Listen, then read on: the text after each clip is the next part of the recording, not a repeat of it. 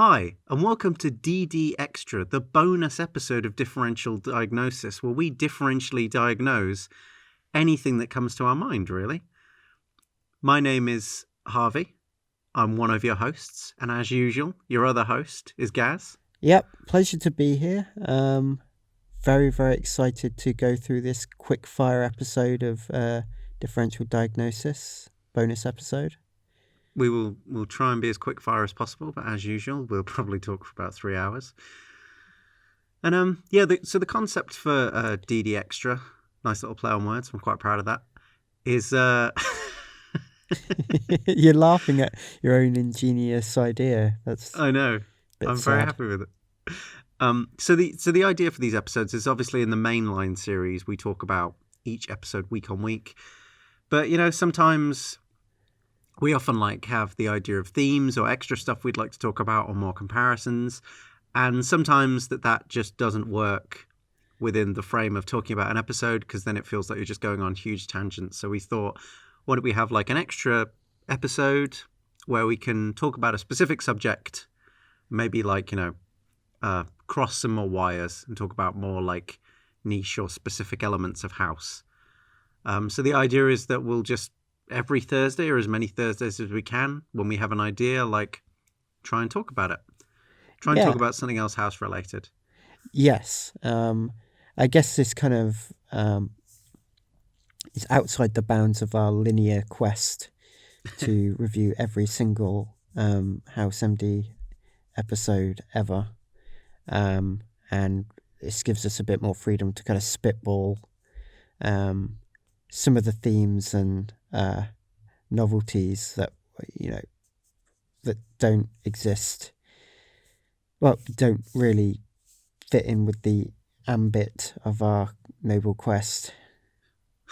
That makes sense. Yeah, completely. I think these episodes might be a bit more free form as well than the usual episodes, unless you think the other episodes are so free form that they have no structure either. Then you're pretty much listening to exactly the same stuff. But we'll try our best to make it as coherent as possible. Yes. And so, we want to explore lots of things. We want to do best ofs, worst of. Character analysis is a big thing we want to do. And we've started looking into some of the weirder elements of the fandom, which we might go into if that's your thing. But this week, we decided to open it with, on a nice negative note, we were going to do our least favorite episodes of season 1. And the idea was we were going to pick 3 episodes that we didn't really like and discuss them. But we were looking through season 1, and to be honest, we couldn't, all of the episodes are pretty damn good. It's a very strong opening season of House. It's what established the show as such a great show. So we didn't want to be insincere and just get all nitpicky and annoyed at episodes that we actually enjoyed. So we thought that the structure of this is that we both picked our least favorite episode and we want to present our case for why it's bad. So Gaz will say his, I'll say mine, and then we'll just chat about it and hopefully explore why we think it's a particularly weak episode of the show, and hopefully then uncover why the show is good by pointing out bad examples of it. So in this one, it's Gaz will talk about his least favorite episode, and I will then talk about mine, and we'll sort of riff on that for the next 30 or so minutes. Yeah, so the episode that I've chosen as the worst episode of season 1 is Sports Medicine. Why are you laughing? Because it's funny. I just remember when we were talking about it in the main series, it was just it immediately stood out to us as something that we both didn't enjoy that much. Yeah, I'm completely serious. I don't think this is a laughing matter. I think this episode, albeit part of a high-quality suite of entertainments, is largely nonsensical apart from the Hammer vehicle at the end. No pun intended on the fact that they went to a monster truck festival. So, they did go and watch some vehicles smashing together, just like Hammerin is a vehicle for for the plot being smashed into this episode about sports ethics and doping. So my main gripe about this episode is the fact that it basically railroads a simple concept into the episode and then proceeds to flog it to death, to mix my metaphors, by basically everybody is lying. Everyone's lying. Foreman's lying and deceiving about his little fling with the farmer rep, who really isn't interested in him per se, but rather in hawking some overpriced pharmaceuticals to house. So she's lying. Foreman's lying. The main patient is lying. The wife isn't lying. The coach isn't lying that much, but then he talks about the concept of pitching is all about deception, which kind of is a bit weird. So he's endorsing lying. So everybody's just lying all the time. And House might be lying about how he feels about Cameron. That's another lie. And then Wilson is lying about going to an oncology talk, but really he's going to visit House's ex. He's lying. It's just lies. And it gets a bit tiresome after about the first 15 minutes. And then you just go, well, at the end you go, well, everybody lies. And you just feel deflated because it's just boring when there are no stakes. It's just, I'm meeting your ex. Okay, what bearing does that have on House? Because House can take it. Oh, the farmer rep is sleeping with Foreman and lying to Foreman about why she's sleeping with him to get to House. That's boring. There's nothing that's raising the stakes here, and it just feels a bit flat. Then we get onto the patient, which is Hank Wigan, baseball player, pitcher. And my God, is he a moron? An absolute unmitigated moron. A man who lies for no reason. He could easily, he would not talk about whether he had taken any drugs. And then basically tries to commit suicide because he can't admit that he smoked some weed. It just doesn't make any sense to me. What the hell? He then... yeah, the him... like, he would... like, I mean, he's not necessarily aware that the weed has caused it, but they, you know, he didn't disclose all of that information. As you say, he would rather kill himself and make his wife a single, alone mother and a widow just because of weed. Yeah. He's like, I won't let my wife leave me. I'll kill myself instead. And he's not like, because he's not like, if he was like really miserable as well, yeah, then the suicide element would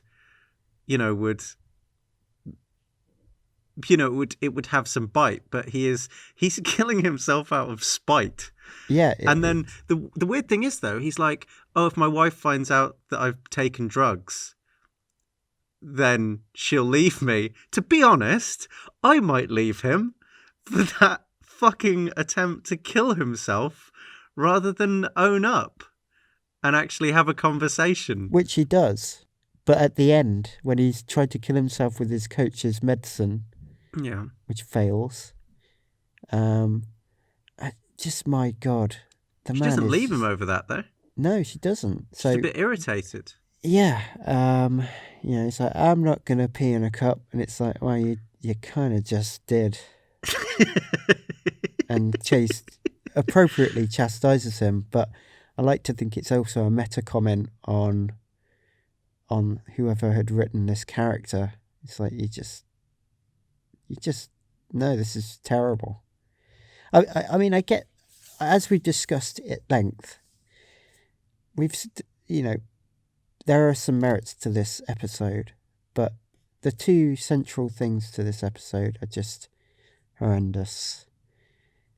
Lying and a man who would rather not disclose the truth about smoking weed and die. I don't know. And then when the stakes are risen to the point where his wife is willing to give a kidney and abort the child because he won't give a complete medical history that might solve his problem. He doesn't know whether it will solve his problem, but he's withholding information that might help because I'm no druggie. Well, his case probably could have been solved in like 5 minutes. Well, probably, yeah. But no, we have to go through this insane song and dance about it. It just doesn't make any sense to me. It's just complete garbage. If he'd have just said he was taking weed, they might have immediately come to the conclusion. But instead, he turns to the point where he's almost getting his kid aborted and killing himself. Yeah. And then just like says it in the end anyway, and it's not that big of a deal because she forgives him pretty much instantly. Yeah. But man, he was smoking a lot of weed to get that sort of poisoning. Yeah, it's every day. It's got a zebra rating 3 out of 10 because cadmium poisoning is actually quite common through like metal workers and workmen, but not for people just smoking weed. That's the level of which he was inhaling. Jesus Christ. Now you put that into perspective. How could he not think it was a pertinent thing to tell a doctor? Yeah. No, I just may have some sort of psychological dependency on marijuana. Yeah, I'm just smoking like an ounce a day. What's wrong, Doc? Nothing wrong with me. I don't think this is relevant medical information. Oh, you're dying. I don't think it's relevant medical information. Oh, we had to figure this out independently. I still don't think it's relevant medical information. It's just, oh, Jesus Christ. And then on top of that, you got the coach, who is obviously played like a bit like a pastiche of a baseball coach, right? A bit of a jock. But there's just one thing that gets to me every time. It's the fucking mouth movement. It's like something like his tongue is like inflated to the size. I don't even know what sort of size comparison I'd give for a giant oversized tongue. But it just feels like his tongue is so big for his mouth and he just looks like he's about to just spit out something grotesque. Yeah, I know you find him particularly... He's like a really horrible version of ASMR for you. Yeah. It's like the opposite, just mouthy sounds. Not even mouthy sounds, it was just the shape of his mouth. It just like something stuck in there. So, like, he speaks normally, but he should be speaking like... and that's what I'm anticipating. And it's very, very uncomfortable and disconcerting for me as a viewer and listener to see something other than that come from his mouth. Because it just feels like something's just swollen mass in his mouth. That's fair. Yeah, so maybe they could have, like, less... Obviously, the actor wasn't doing that. I think I've seen this actor before, and he doesn't act like that. So he was hamming it up a little bit. And they could have toned that down. I've also detected a trend as to why I think we hate the episodes that we hate, or don't hate them, dislike them. They're both episodes where Wilson lies about something. And I think we're starting to feel like anything that betrays the innocence of Wilson, because we love Wilson so much, is a bad episode. But we'll get to That's an interesting yours. theory. Yeah. It is the connector. Also, David Shaw wrote both of these episodes. Oh, Jesus Christ. So that's basically my case. I think I didn't like the patient. I didn't like the facial expressions of the picture. And I didn't like the idea of just flogging the idea that everybody lies as a concept to absolute death, to the point that it just felt so laborious watching all the consequences of their lies be churned out, and then everybody gets back to normal afterwards. So there you go. I think that's a good case. Yeah, Okay. I think I agree. It's a weak patient, and the lying repetition is just frustrating to watch. Yeah. Yeah, it's like the show does the everybody's lies like hypothesis, and then it just goes out of control. Yeah. I mean, there's not much else I can really say about it. Usually I'm so good at complaining about things in life, but I felt kind of complained out watching it. Like all the complaints just seeped out of my body. And it was a sad moment in my life because I'd really like complaining about things I don't like. But I think I also watched the episode that you're going to propose, and actually I think I hate that even more. Really? Yeah. I've kind of converted myself to that. And I'm willing to discuss this at length, and I think this is going to be the haymaker of an episode to critique. So I'm going to rest my case, and if it may please the court, would Harvey present his case for worst episode of season 1? Well, yeah. Well, as Gad said, we did briefly, we did mention the episodes we were going to pick. Yeah. And then we went away and watched them. And yeah, I mean, to not be cheap, mine is the pilot. I mean, most pilots are bad. Although, you know what? I was thinking about like The Sopranos and Breaking Bad and Lost. There are lots of very good pilots. And yeah, in our comparison video where we the first episode of the show actually, where we compared Paternity and Pilot, and I thought that Paternity, the second episode, basically did everything the pilot did, but way better, and the pilot doesn't need to exist. But I only say this because usually pilots aren't added to the roster. Like sometimes pilots are totally like abandoned and never aired. But the fact that they include Pilot, and they even sometimes call it Everybody Lies, is its unofficial title, they include Pilot with the rest of the series, means that it is clearly should be held to the same high esteem. That's the only thing I'm saying. It's like there are loads of, like, I know Lost has a different version of the pilot. Game of Thrones has a terrible version of its pilot, but it's never aired. But it's never aired. It's not included on the season 1 disc. It's not like, hey, this is one of the Game of Thrones episodes. But Pilot in-house is with the rest of the series. It's the first episode that they make you watch. So that would be my, even though I said it's a bit cheap to attack the pilot, clearly someone thinks that the pilot is up to the standard of the rest of season 1. And I disagree. Even then, like I was watching Pilot again, and I thought Pilot was incredibly weak and set things up really weakly. And having now watched it again, I totally double down on that. Weird, interesting bit of trivia is that it is Robert Sean Leonard's favorite episode, which is very strange to me because it seems to indicate that he would rather the show went in an entirely different direction. Because I know I saw a lot of praise for the show that, the interesting thing about the pilot was that not many things changed between the pilot and the rest of the series. And I guess that's kind of true with the like structure and everything and like the general character traits. But I don't think Pilot is as similar to the rest of the series as people often say.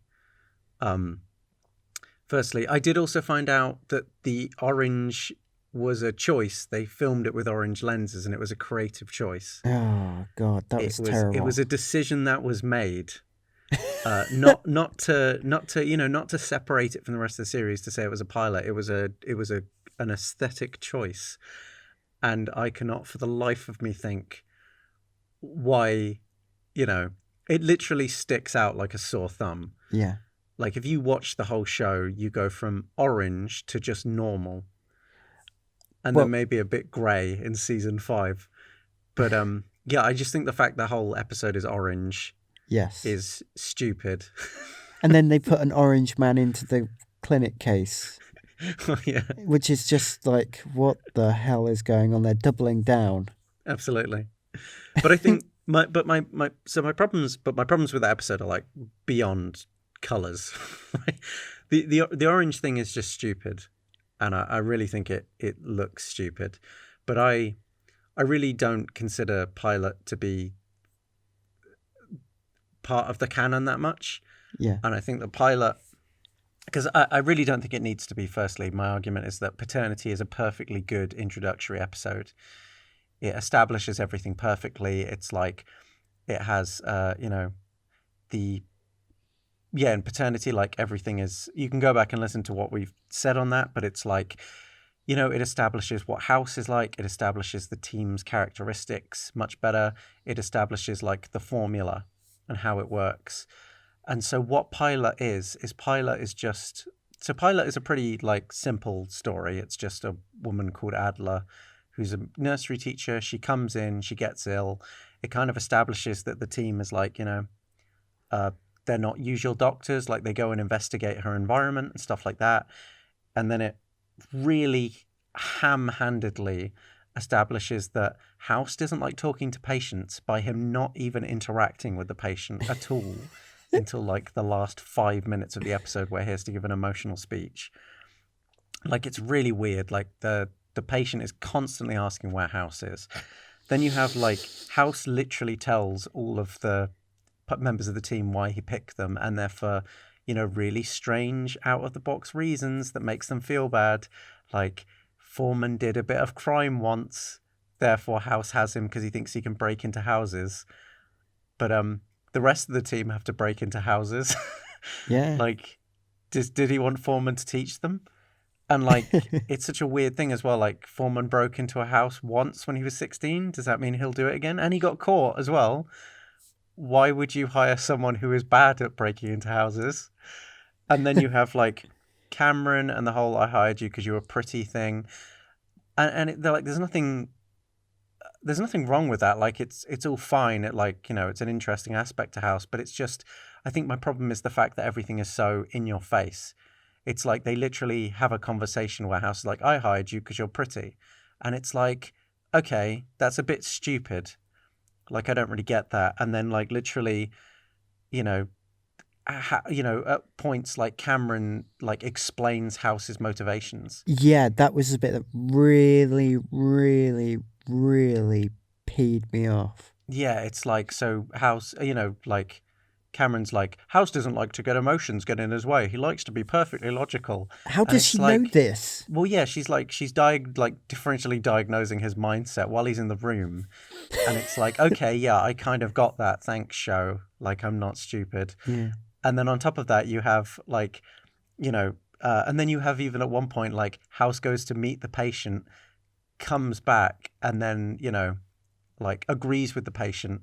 And they're like, "Why are you agreeing with the patient, House?" And Wilson says out loud, "It's because he doesn't see her as a patient anymore. He sees her as a person." And it's like, what the hell? Thanks, Wilson, for expressing that. Like, I don't know. It's like House, but there's no subtlety. And it's really strange to watch. And it's also got like these like... so there's all that stuff. And like House not seeing the patient, I just think is bizarre. I think then it's got this whole plot where like Wilson is lying about like the patient being his cousin to get House to like take the case, which I like in later episodes they show House taking cases because he's interested in them. But in this one, it's like a favor to Wilson, and I don't think that works. I think it's firstly, it's really ham-fisted. Like it's just really weird. And, then they kind of try to explore House and Wilson's friendship, but I'm not invested, so I don't really care. And then, like, on top of that, it then has all this weird stuff with Cuddy, like, where Cuddy is, like blocking House's, like... And privileges, as well. Yeah, to do, like, privileges to do treatment, and it's like... I don't know, it feels like a very different version of House. Like, this is a House who's just sitting in his office not working all day. And I never really got the sense that's what House is like. Like, House does stuff because it interests him. And, from that episode, House is then interested in a case each week, right? So it's like, okay, so did House just suddenly become fine at his job? It's like the show tries to establish lots of things that I think are totally dropped. Like this whole House will, like, do things for Wilson and doesn't take cases because they're interesting. Well, that's dropped. House doesn't see patients and, like, is totally incapable of, like, talking to a patient without immediately emoting with them and becoming compromised. Well, that's dropped. Oh, emotional signposting by characters. That's dropped. Which, well, I mean, it's just like, I know, I get it's a pilot and there's a lot being established, but if you watch it in the context of the rest of the show, I just think it's insanely lazy. And then on top of that, like, it's so slow. I don't know what more to say. There's, like, no energy to it. And it's really, going back to it from watching the later shows, it's like, House seems really affected by his leg. Like, he is, like, hobbling along. Like, there's no really good back and forth. Like, none of the chemistry's been established. Like, whenever the patient is, like, ill, it, like, sort of has this really big orchestral music, like, trying to establish how terrifying it is, when usually it would just be like, doo-doo-doo, and, like, cut. Yeah. It wouldn't really focus on it. And then it's got, like, so many inside the body shots. Yeah. It's got, like, it's got this really long section where it goes up her nose and into her brain. And it's just fluid moving around with, like, orchestral music. I know that the person who orchestrated, who did the music for the pilot, won an award. I think he won an Emmy for it. But he never did any of the other episodes. Yeah. And I'm glad, because I think the music in it sets a very, like, it's not the kind of, like, ambient, like, dee dee dee dee dee, like, background music that the later shows have, that kind of sounds a bit more like American Beauty, I guess, would be, like, my best comparison. Sounds more like Thomas Newman music. It's got that kind of pizzicato, like it's plucked strings type, like, feel to it. So it feels like, thinking is going on. Action is happening. Yeah, the pilot is, like, quite emotional, and it's very slow, and it lacks energy, and a lot of the characters fall very flat. I think Cameron and Wilson are extremely flat in the pilot. I don't think they, like, really express themselves very well. And there's lots of weird confrontation going on with, like, House and Cuddy that I think is a lot more bitter in the pilot, I would say. Like, it doesn't feel like as playful. It just feels like House is a totally incompetent doctor who's just, like, lazy but brilliant. Whereas I feel like, later on they, I don't think that House is the same character in the pilot. I think House is just a really uninspired, like, bored and weirdly misled, like, guy. Easily misled. I think that's the main thing. And also during the crunch moment where they're trying to figure out how to show the patient what's wrong, when they're trying to get the x-ray of the tapeworm, it really falls flat, because he just turns into this kind of, oh, that sounds like a really good idea. That's not how House functions. He's like, okay, is it a good idea? Does it work? Fine, let's do it. Not, oh, Chase, you come up with something really good there. I was willing to let her die until that point. Well, that's the thing, because, House becomes, like, totally despondent and accepts the patient's wishes because he, I guess, emotionally, like, engages with her because he's incapable of meeting a patient, which Wilson thankfully points out, because I wouldn't have known that had he not said it out loud, because I'm stupid. But it's course. but it's like, yeah, I mean, I don't mean that in the sense, I feel like the show was like, being like patronizing. I just think it's boring to be told exactly what people are thinking, and that the show never does it again that much. Yeah. It did start doing it a bit in later series where people are like, psychoanalyzing each other, but the early seasons really don't do that, and it's very refreshing that they dropped that after the first episode. And then the biggest one of all is that, the Adler storyline isn't particularly interesting. It's very down the line, but it's but yeah, the real thing with it is that, the final drama, watching it again, I don't know why Adler says that she doesn't want any more treatment and wants to go home and die. Like, I do not feel like that is established at all. I think it's like Hank Wigan levels of insanity, where a perfectly healthy, 30-year-old who has no interest in dying suddenly decides that they want to die because I guess they're bored of being in the hospital after like a week. Oh, come on. I think in both cases they are actually dying. Oh no, they're dying, but it's like, it's like, do you want to have an X-ray? No, I think I'll just die. It's like, okay. I don't know. I don't think it's established well enough to emote with it. I kind of get it if somebody was like in terrible pain, it was really grueling, maybe if it had been like, 6 months of chemo and they were like, no, I want to die in peace now. But I like just don't DNR. get why Adler DNR's wants a to die. perfect example.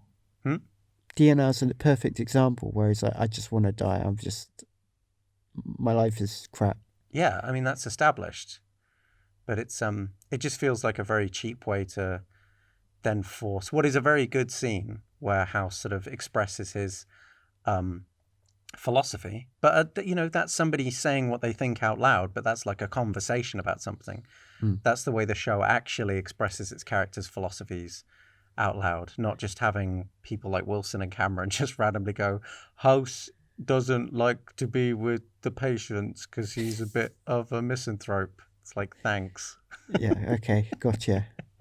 Fully received. It's like if someone just put like a giant bass, like a guitar amplifier, ramped all the settings up, just started playing like Smoke on the Water, and you go, yep, I know that riff. Do you know what it is? Do you know what it is? Yeah, that's sorry. I mean, do you like? Do you agree? I feel like we're just sort of dogpiling on the pilot now. Yeah, but I assume you have more wood to put on this fire because I just watching the pilot again. It's that's the thing. It's like it's still good. It's still entertaining, but it is just like in relation to the whole show, it is a very lazy. It's not lazy. It's a very flabby pilot. Yeah, and yeah. The way that like, I don't know. I don't think that it really mirrors the rest of the series that much. Like, I think House is totally different, and it sets up a lot of stuff. Because I was reading that many people are like, oh, it's great that the pilot then continues on with the rest of the series. I don't think it does. I don't think House is at all coherent with the rest of the series. House, I think he's like way too... He's not really driven by anything, which, I mean, if I was to describe House the character, I would say he was anything but undriven. Yeah, he's an extremely driven person. He's driven by like, being interested, but I don't really get the idea. This House seems like the pilot House seems like a depressed, like, university professor who's just like got a bottle of whiskey in his bottom drawer and just sits around drinking all day. Yeah, I would say there's hints of that personality that are expressed by other characters. You don't, and I think that's indicative of the weakness, which is that they weren't able to show that. They had to have someone else say it. Yeah. Wilson had to say it when Rebecca Adler was asking all these questions of House. He had to say it from that. And he was like, well, why don't you just show it rather than have another character say it? It'd be much more interesting, because I didn't feel like that was indicated enough. The other problem was House is shown to be undriven and kind of apathetic to his job because he was trying to get out of work early all the time. But if you look at particular even episodes, in particular episodes, he's driven by his work and he lives for his work. Yeah. And he is shown to be working long hours to try and get to the bottom of cases, even after they've been resolved. Babies in Bathwater, the one we just Yeah. reviewed, is a perfect example. Like, it literally ends with Chase leaving while House is still working. Yeah. Like, House is not a man who doesn't enjoy working. I don't, it's such a, I don't know. I'm not really sure you could have held an entire series with that character who was like bored and didn't want to work. Yeah. And kind of, yeah, isn't like that. Like, he's sarcastic, but he's not bitey. He's not like confrontational. He's not like, we need to come up with an answer now. Like, he never gets like stressed out at the team to push it. It doesn't feel like it's like a car heading to like a cliff edge where he's like, we need to resolve it now. It's kind of like, he's just like, oh yeah, should we resolve it? Oh, the patient has like not wants treatment anymore. Oh yeah, I kind of empathize with her now because I'm like 4 years old. Like, I empathize with her now because I just do, because I met her and I'm incapable of talking to someone without empathizing with them. And then, okay. Oh, thanks, Chase. Thanks for that last minute idea. Good one, mate. I don't know. It's not. I mean, the character. I can see why the pilot got turned into a show. Like, House is a strong character in that. He stands out from a lot of other characters. But I'm glad that they didn't stick with that version of House. Yeah. I would say the other thing to point out is that all the confrontation seems to be from a different kind of position, a position of weakness. So his major confrontation is with Cuddy, where he's just shouting at Cuddy.